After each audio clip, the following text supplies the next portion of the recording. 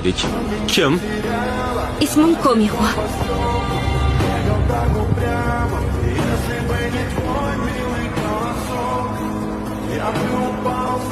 Nomzod Cho'nga savol bermoqchi edim. Men bu yerga Pak Chonxoning rafiqasi sifatida kelmadim.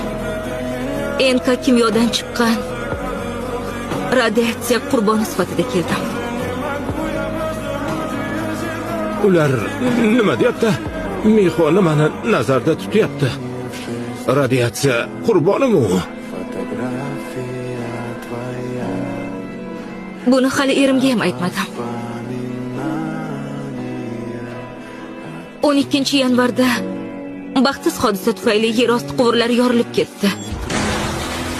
U yerda radiatsiyaga duch keldim.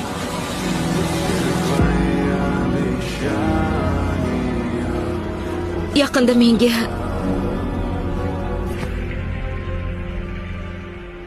oq qon kasalligining so'nggi bosqichi tashxisi qo'yildi.